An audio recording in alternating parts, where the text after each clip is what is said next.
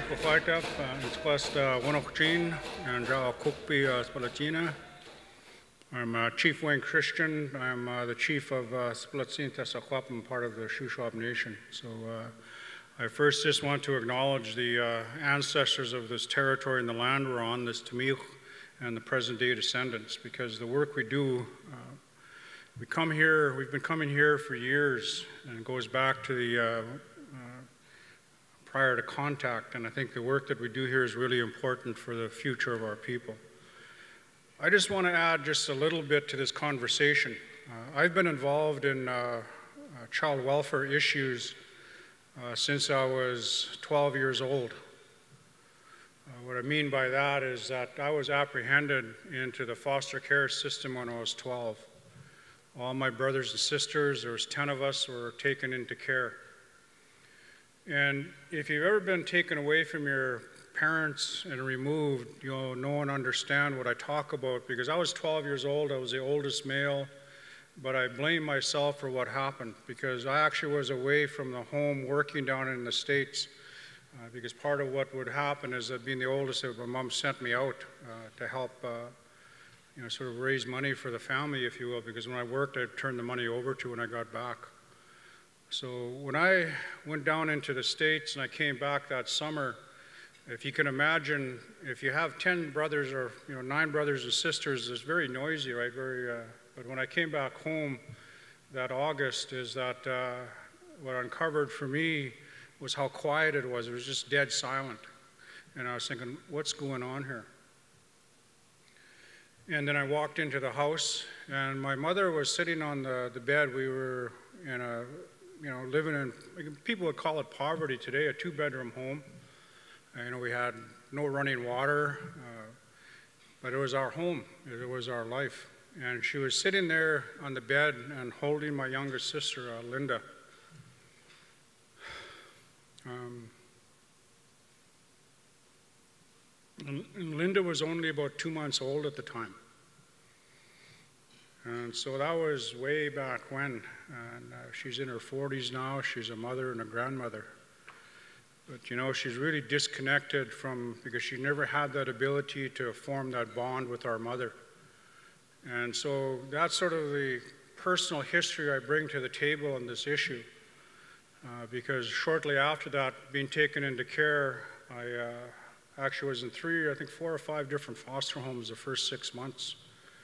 And in one of them, I would always run away and go home to my mother because I knew where she lived. And I used to run away, and the police would come after me and grab me and take me back to the foster care. And after that happened for the last time, and I was about 13 years old, I was sitting there and I really truly thought about taking my life. Because I thought there's nothing left to live for. I can't go back and live with my mom. I can't, the family is no longer there. And it was my responsibility as the oldest male to do something. If you think about it, really irrational thinking, but that's the way a lot of us think. We take responsibility for things that happen as children without knowing it. And so it gives you kind of an idea, and I'm now a grandfather of 20. I have 7 children. And so here we are, 40-some years later, and we're talking about children and keeping children safe. And we're talking about families and what we need to do, because part of what we had to do in our community, when I was elected chief when I was very young, 25 in 1979. And when I was elected, one of the first issues that came to our table was children. And in our deliberations at council, because we had a small community, 325 or 350, small council, 3 members and myself, we talked about the issue of children, and we each uncovered that our whole council had been impacted. And then we did more research, and we found out that over 100 of our children were removed. Just about all the families in our community were taken out of our community, what's called now the 60s scoop. So with that in mind, our council was fairly young. We turned to our elders, which is the way we do things in Indian country, right? We turned to the wisest and oldest and asked them, like, what do we do about this? What did we do before white governments impose their laws on us, how did we look after ourselves? And then what unfolded in that whole journey was the development of, you know it as the smell machine ban bylaw. We call it community legislation because it's law that comes from our oral history of how we looked after ourselves. And we codified it under the Indian Act because that was the only tool available at the time. And we made a stand that we would ensure we would take care of our children no matter where they lived. We would go and support them. And we did that. In order to do that, though, because it's a federal provincial issue, they keep saying, no, it's child welfare is provincial, and the feds say, it goes back and forth. They all know this stuff. This is happening still now today, the issue of, so what we did is we had to mount a political campaign. It was called the Indian Child Caravan. And we came into Vancouver, and if you look on the Union of BC Indian Chiefs archives, you'll see all the footage in there. And what we did is we presented to the provincial government 4 points. We wanted them to recognize our jurisdiction. We wanted them to return the children to our care. We wanted to jointly plan with them each child that was in care. And the 4th point was the federal government resources would come from them. And so the long story short is we got the province to recognize that. They actually signed an agreement with us. The Deputy Premier and the Minister of Human Resources, Grace McCarthy, signed that agreement with us. She recognized our jurisdiction. She returned the children, and then we sat down and jointly planned because her biggest fear was we're just going to go in and grab the children and bring them back to our community. And we said, no, we won't do that to the child. That's not in the best interest of that child. And so we still do that today. We have an operational protocol with MCFD, but we're still fighting with them. So that kind of gives you sort of a background, if you will, in terms of this issue for myself personally, my family, and my community, and how that impacts us. And so today, it's a sad tale, but I heard Mary Ellen talk about there's 5,500 children in care. If you take, a mother and father on each side, that's 11,000 people. Then you take grandparents on both sides for the mother and father, that's 22,000. So we add all those up. If we really think about this right now, in 2015, who's impacted, there's 38,000 people. That is just sort of the nuclear family. We extended that out. I would probably guess there's probably 50,000 of our people here in British Columbia that are impacted by the child welfare system. Everybody here probably has a story of a family member, a community member that has been taken away, or the results of that in terms of addictions, the results of that in terms of what's going on in your community because of multi-generational trauma and impact. So I think it's really incumbent upon us as Kukpi leaders, chiefs, to stand up at this time. Our community now is almost 900, and so from 350 to 900, there's 450 children have been born into our community. I used to say we know where every one of those children are, but we don't.